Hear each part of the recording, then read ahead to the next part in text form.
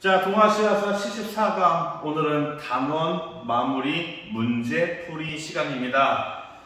전후 동아시아의 상황, 이제 전후 처리 문제와 냉전 기간에 발생했던 세 가지의 전쟁에 대해서 문제풀이하는 시간인데, 일단 이 샌프란시스코 강화 조약이라던가 미일 안보 조약 등등의 문제는 이 다음 파트가 동아시아의 국교 회복이거든요.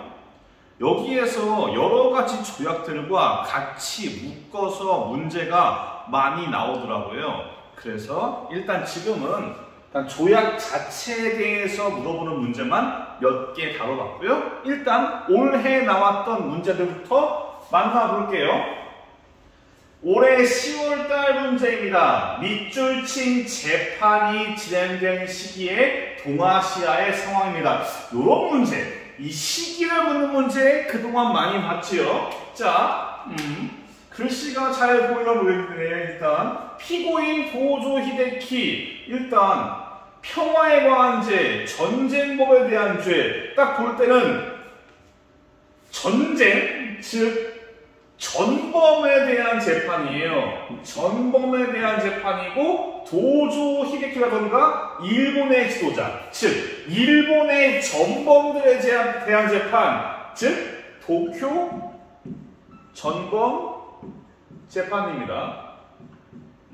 극동 군사 재판. 자, 일단 이 시기의 동아시아 상황인데, 일단 요거는 1946년이고 6.25 전쟁은 이후고요. 포츠담은 이전이고, 이게 샌프란시스코 강화 조약은 6.25 다음입니다. 국민당이 타이완을 옮겨간 시점은 49년도니까 아니고, 답은 3번. 평화헌법과 도쿄 전범재판은 시기가 거의 비슷합니다. 답은 3번이에요. 아무래도 이번 파트, 현대사 파트도 연표가 좀 필요할 것 같아요. 그래서 중간고사 때처럼 기말고사에 해당하는 연표만 따로 드리도록 하겠습니다. 예, 다음.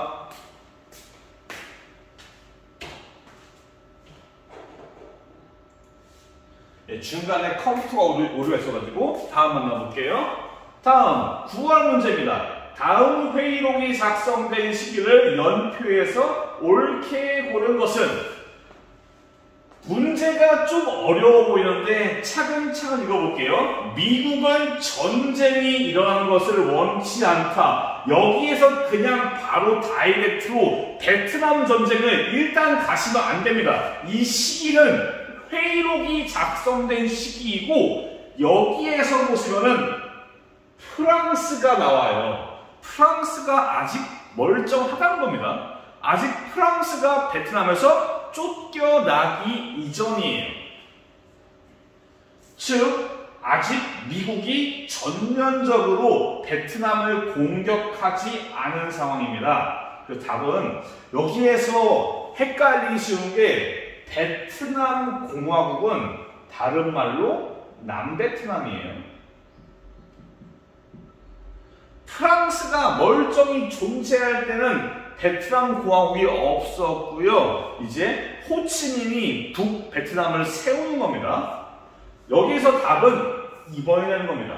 즉, 베트남 공화국은 이 다음의 문제입니다. 프랑스가 완전히 꺼진 다음에, 프랑스가 완전히 사라진 다음에 제네바 회담이 개최됩니다.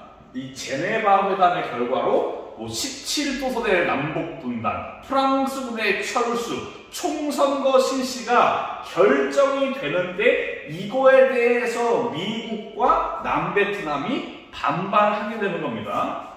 어쨌든 답은 나가 되겠습니다. 프랑스가 아직 존재한다는 게 키워드예요. 자, 가 조약에 대한 설명. 지금 계신 곳은 하와이 진주만에 있는 미주리호인데, 미주리호에서 항복 문서에 서명을 했고, 일본은 가로 주권을 회복했습니다. 가는 샌프란시스코 강화 조약입니다. 샌프란시스코 강화 조약에 대한 설명을 볼게요. 1번 같은 경우는 미일 안보 조약, 중화인민공화국 수립의 결과물 중 하나입니다. 영향이에요. 일본의 신원법이 좀 더 빠릅니다. 답은 4번입니다. 요게 1951년도이고 정전협정은 53년이죠. 그러니까 체결되기 전에 조인이 됩니다. 이 샌프란시스코 강화조약 같은 경우는 이제 일본을 빠르게 국권을 회복시키고자 하는 미국의 의도가 반영이 되었습니다. 6.25 전쟁의 발발 이후로 이러다가 동아시아가 빨갛게 물들겠다. 그 전에 빨리 일본의 국권을 회복을 시켜야겠다라는 미국의 의도가 있었기 때문에 4번입니다. 자, 다음 볼게요. 가나 문서가 공포된 시기 사이에 있었던 일. 가는 보시면은 청왕이 상징이래요. 청왕이 상징이라 신헌법, 평화헌법 이야기입니다. 나는 일본 국민의 완전한 주권을 승인한다. 청구권을 포기한다. 샌프란시스코. 여기에서의 핵심은 무엇이냐? 가랑 나 사이를 묻는 문제에서 높은 확률로 정답이 되는 것은 나의 원인이에요. 나가 등장하게 된 배경, 원인이 가랑 나 사이에 보통 존재합니다. 보시면은 자 샌프란시스코 강화조약이 딱 등장을 했어요. 그러면은 샌프란시스코 강화조약은 왜 등장했을까로 사고를 넓히시면 돼요. 그럼 두 가지를 뽑으시면 돼요. 바로 동아시아의 공산화 혹은 동아시아의 공산화의 우려, 즉 중화 인민공화국, 즉 중국이 빨갛게 물들고 6.25가 벌어진 상황, 이 가랑 나랑 사이에 들어갈 가장 대표적인 두 가지입니다. 그래서 답이 5번입니다. 이런 문제는 사실 연도를 몰라도 나의 배경과 발생 바탕에는 뭐가 있는가만 알면은 쉽게 갈 수 있는 문제입니다. 자, 봅시다. 이상하게 올해 문제를 PDF로 해가지고 만들면은 글씨가 잘 안 보이더라고요. 잘 보이려나 모르겠어요. 일단 미국의 지원을 받는 장제스의 국민당에 대해서 중국 인민이 싸운대요. 요거는 국공내전. 나는 미군 사령관들이 이번 전쟁에 대해서 낙관적이었어요. 야, 우리가 막 미국인데 막 히틀러 제끼고 막 일본 제끼고 막 했는데 적들이 와가지고 구정공세를 펼쳤대요. 구정대공세. 요게 텔레비전에 적들이 공격해오는 게 생중계됩니다. 공격을 받아서 불타오르는 대사관이 생중계되면서 요게 반전 여론을 확산시키는 겁니다. 즉 전쟁은 베트남 전쟁. 자, 국공내전에는 유엔군이 개입하지 않았죠. 제네바 회담의 결과로 등장하는 것이 베트남의 남북 분단이었고 그 결과 베트남 전쟁이 나온 것이라고 할 수가 있겠습니다. 아니고 소련 참전이요? 어휴, 아니지. 이거는 태평양 전쟁이겠죠. 얄타협정. 한국 정부는 여기엔 파병합니다. 여기엔 파병하지 않아요. 답은 4번입니다. 파리 평화협정으로 미국이 군대를 철수를 합니다. 그리고 이어서 몇 년 뒤에 북베트남이 남베트남을 무력으로 통일을 합니다. 답은 4번입니다. 밑줄 친 새로운 헌법에 대한 설명입니다. 자, 일단 보시면은 이 헌법 군사적인 무장 해제를 했대요. 자, 그리고 뭔가 개혁이 실시되고 재벌이 해체되었대요. 농지가 개혁되었대요. 이 당시 이거는 미군정 그 있잖아요. 제너럴 헤드쿼터 GHQ 그 메가더의 그 일본에 대한 군정 시기의 정책들을 이야기하고 새로운 헌법 즉 평화헌법입니다. 평화헌법에 대한 내용으로 옳은 것은 여기에서 1번과 신원을 곤란합니다. 1번은 전혀 아닙니다. 천황이 이게 아니고 상징이 되죠. 상징. 그냥 마스코트 상징. 1번 같은 경우는 대일본 제국 헌법이 되는 겁니다. 답은 2번이겠죠. 전쟁 포기. 전쟁 포기, 무력 포기, 천황의 상징화, 요게 평화헌법의 주된 골자입니다. 괜히 평화헌법이 아니라고요. 자, 다음 넘어갈게요. 요거는 고2 모의고사 문제입니다. 여러분들이 보는 모의고사는 고2는 시간이 지나면서 시험 범위가 점점 확대되기 때문에 전체 시험 범위는 3월밖에 없습니다.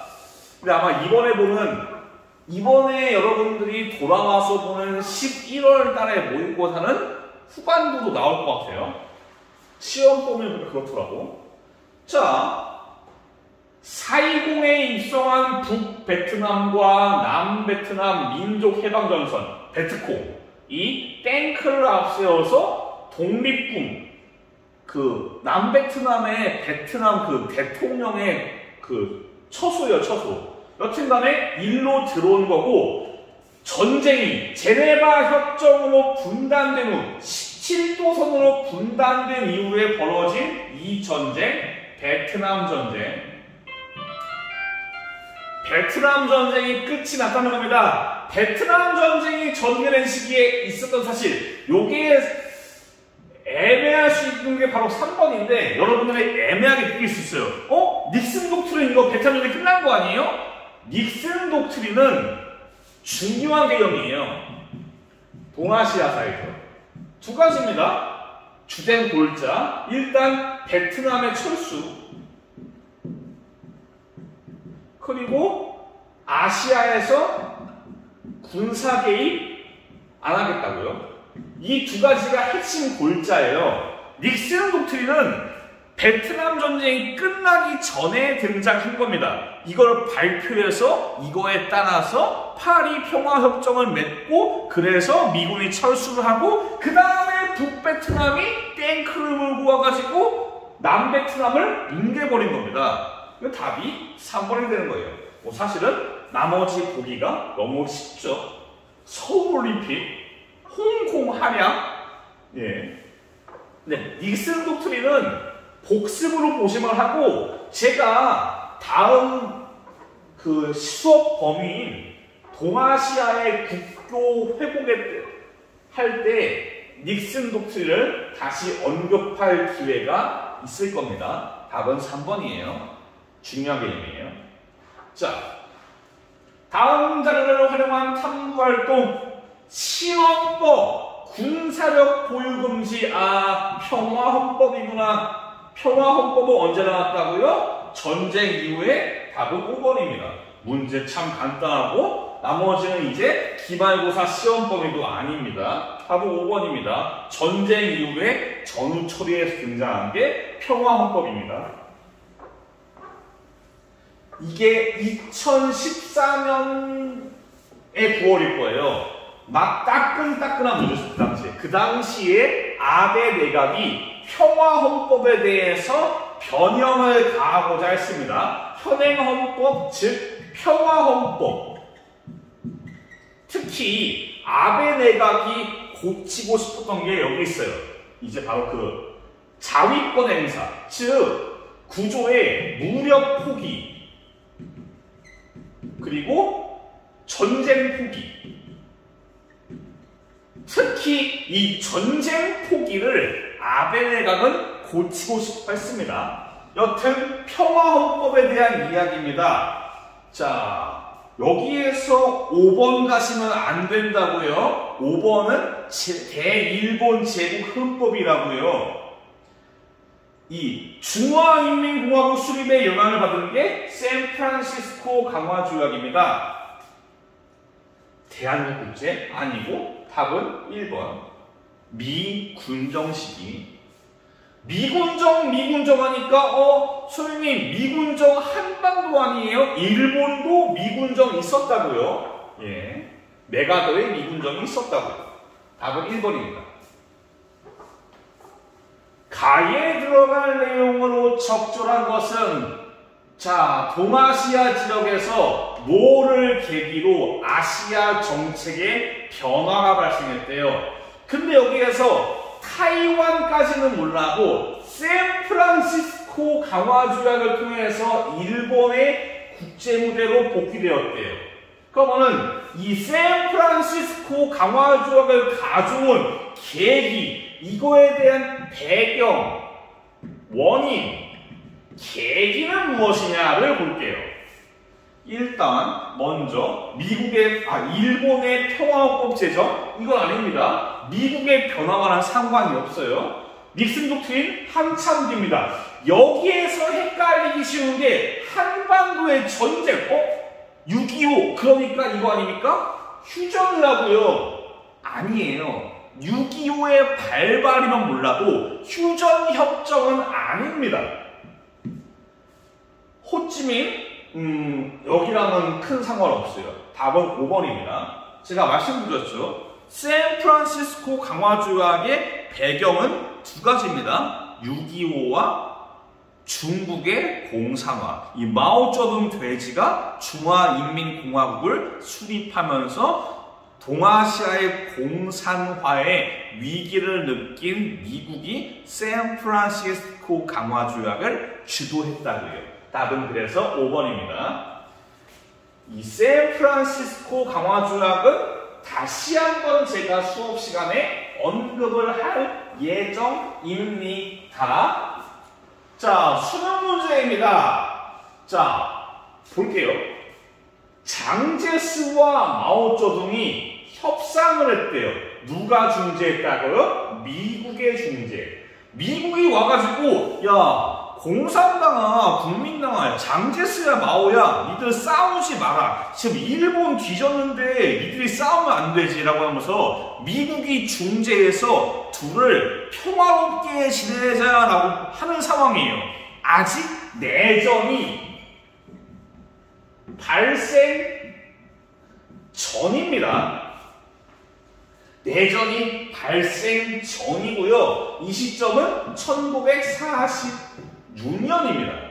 아직 안 났어요. 전쟁은 46부터 49까지입니다. 꽤 길어요. 자, 일단 그래서 여기 정부 수립 1948년 8월 15일 전이 되는 겁니다. 답은 라예요. 내전이 발생했어도 여기입니다. 예. 제가 학습지에 다뤄놓은 그래프를 보시면은 1946부터 쭉 진행이 됩니다. 그래서 답은 4번이에요.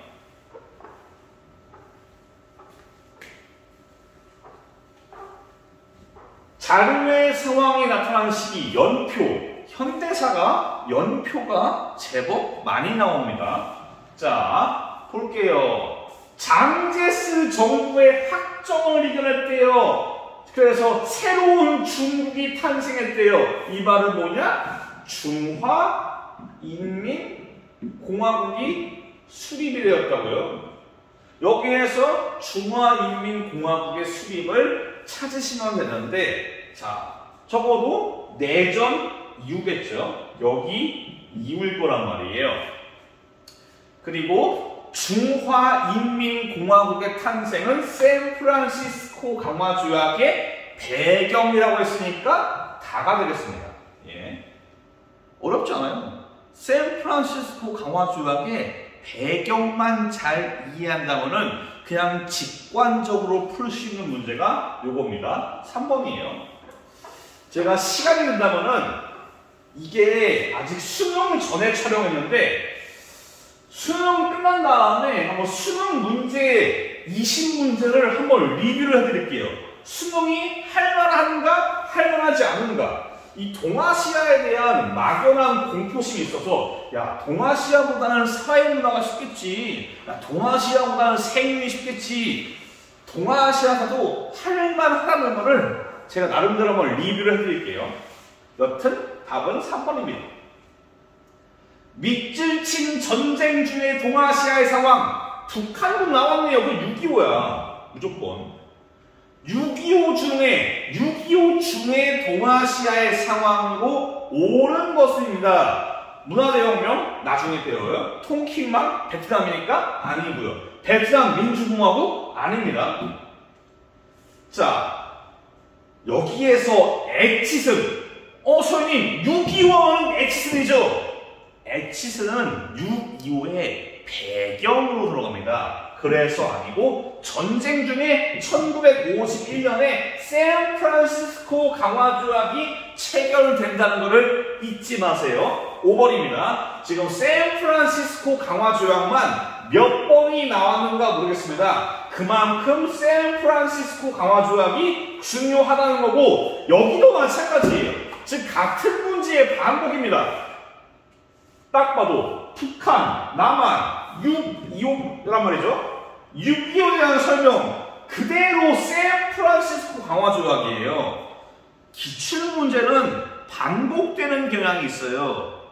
우리가 이전에 변법 자강운동 할 때 서태웅 보수파의 반발을 몇 번이나 받잖아요. 6.25가 나온다. 그렇다면은 샌프란시스코 강화조약일 확률이 제법 높은 겁니다. 답은 5번이에요.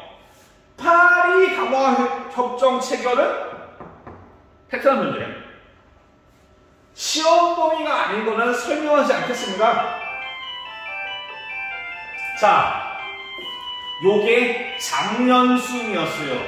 새해 첫날을 맞이한 지금 모든 일본인이 불안하게, 이게 언제지?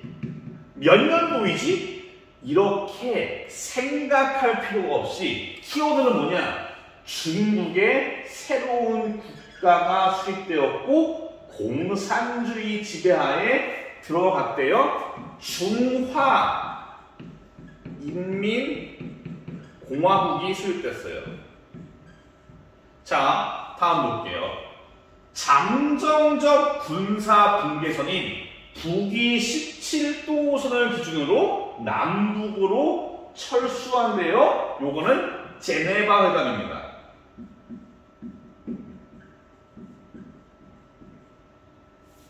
자, 일단 여기에서 중화인민공화국의 수립은 즉 동아시아의 공산화를 이야기하고 있습니다. 여기에서 5번을 고르시면 안 됩니다. 진짜로. 이게 탄생하게 된 거는 얘네들이 싸워서 공산당이 이긴 거예요. 근데 5번으로 한다? 정말 곤란한 거거든요. 여기에서의 핵심은 무엇이냐? 이게 의미하는 게 무엇인가? 동아시아의 공산화가 진행되고 있다고요. 이거에 대해서 미국이 대응을 할 거 아니에요. 동아시아의 공산화에 대해서 미국이 어떠한 대응을 하냐? 아까 말했던 샌프란시스코 강화조약, 아까 잠깐 설명했던 미일 안보조약, 여기에 곁다리로 플러스 되는 게 바로 경찰 예비대입니다. 나중에 육상자위대가 되고요. 원래 평화헌법상으로 일본군은 무장이 금지되어 있지만은 이제 당시에 동아시아가 공산화가 되다 보니까 미국은 일본을 마냥 비무장 상태로 둘 수가 없었습니다. 그래서 미국이 동아시아의 공산화에 대응하기 위해서 일본을 다시 주권 국가로 회복을 시키고 동시에 무장도 할 수 있게 해주는 겁니다. 군대는 아니지만은 군대나 마찬가지였던 경찰 예비대를 편성시키는 겁니다. 그래서 연도를 몰라도 맥락을 알면은 중간 이상은 갑니다. 요게 차지하는 의미, 요게 어떠한 의미와 맥락을 가지고 있는가를 아셔야 돼요. 답은 1번입니다. 1번을 대체할 수 있는 보기 중에 하나가 그런 게 있는 거예요. 뭐 샌프란시스코 강화조약이라던가 미일 안보조약 이런 것들. 다음입니다. 다음 상황 이후에 있었던 사실입니다. 자, 통킹만을 순시하던 미 군함이 공격을 받았고 통킹만 결의를 통해서 지상군을 파견했고 한국도 참전했다고요. 베트남 전쟁이 발생했고 베트남 전쟁의 발생 이후의 결과 결국 미국이 패배해서 베트남이 빨갛게 물들게 되는 겁니다. 답은 2번이에요. 어려운 거 없습니다. 다음, 가와 나 협정 사이의 시기입니다. 북위 17도선 제네바 회담. 미국은 군사 개입하지 않는다. 파리 평화협정. 자, 볼게요. DNBF 전투는 베트남과 정확히는 북베트남과 프랑스의 대결입니다. 여기에서 프랑스의 호흡기를 띄워버려가지고 이 DNBF 전투의 결과 가가 나온 겁니다. 그래서 2번은 아니고요. 도이머이는 한참 뒤에 배울 베트남의 경제 개방 정책입니다.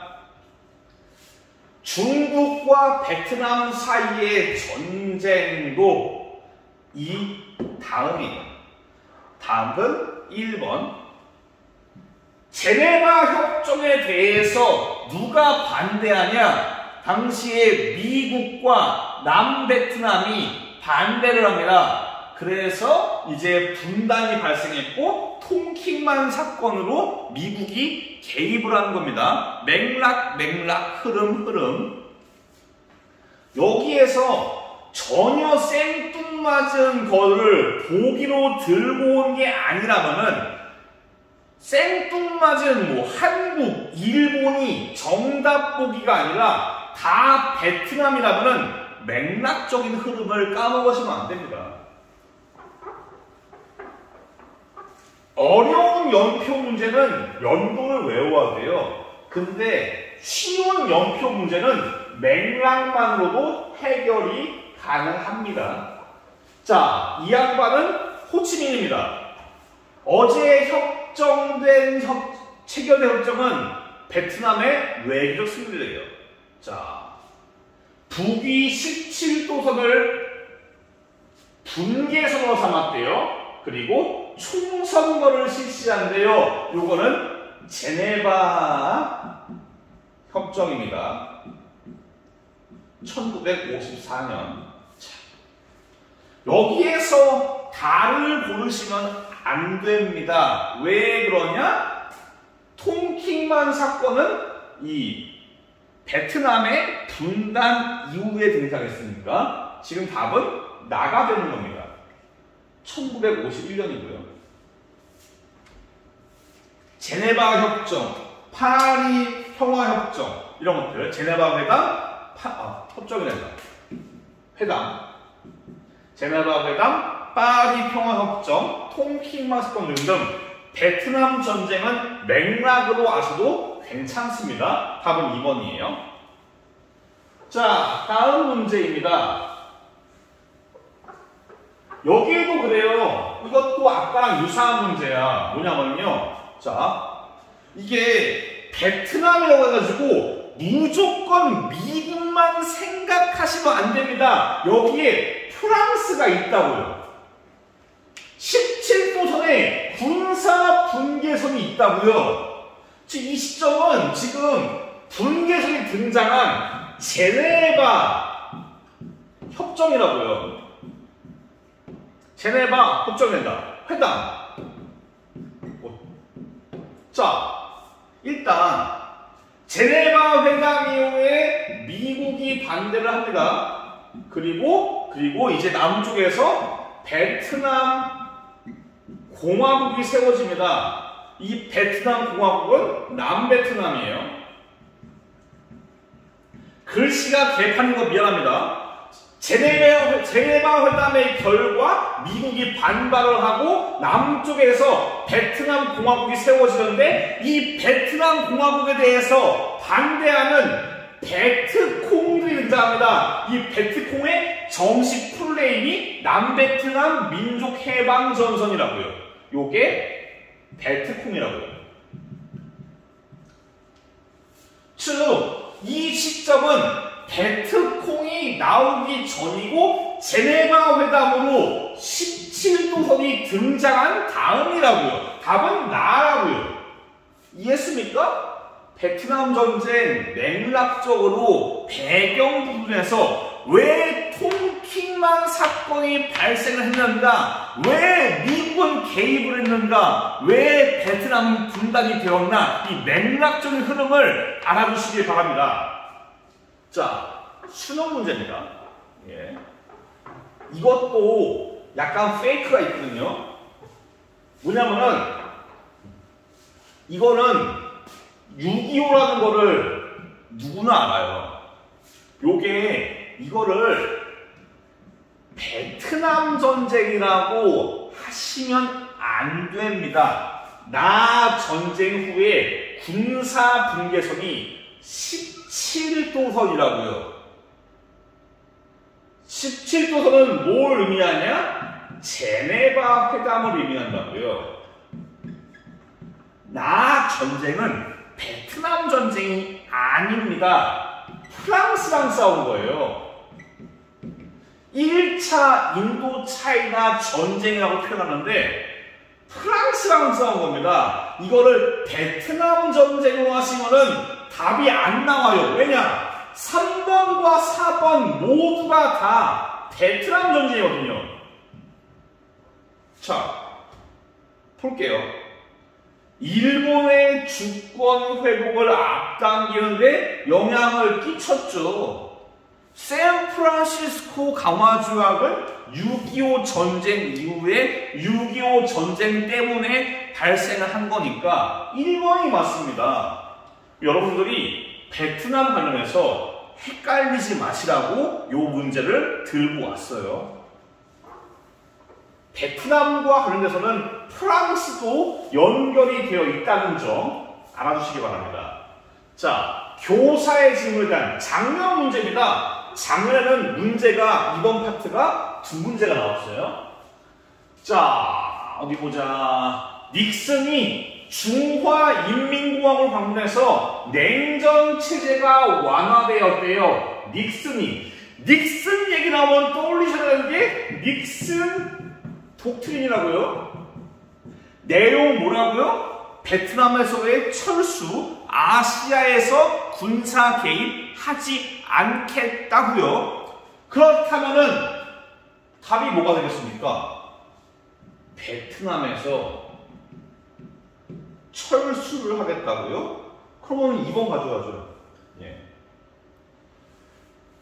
닉슨이라는 하나가, 이 단어가 자체가 중요한 키워드가 되는 거예요. 닉슨, 뭐 평화의 시대 다 때려치고 닉슨 독트린만 떠올리면 돼요. 베트남 철수. 그러니까 2번이죠. 심플하게. 답은 2번이었습니다. 자, 문제풀이를 계속 만나봤는데 지금 국공매전은 문제가 많이 없어요. 사실 평가원과 무슨 교육청에서 모의고사를 낼 때 국공매전은 낼 만한 건덕지가 많잖아요. 뭐가 더 중요하냐? 베트남 전쟁이 좀 더 중요합니다. 그리고 그거보다 중요한 게 이 다음 파트에 배울 동아시아의 국교 회복에서 이제 샌프란시스코 강화 조약과 함께 이제 일본과 타이완, 중화민국 간의 조약, 일본과 우리와의 조약 등등등 여러 가지 조약들이 다음 시간에 배울 게 좀 더 어렵고 좀 더 중요합니다. 일단 다음 시간은 동아시아의 국부 회복을 배울 것이고, 그리고 그 다음에 이거에 대해서 문제풀이를 진행하겠습니다. 고생 많았습니다. 다음 시간에 뵐게요. 감사합니다.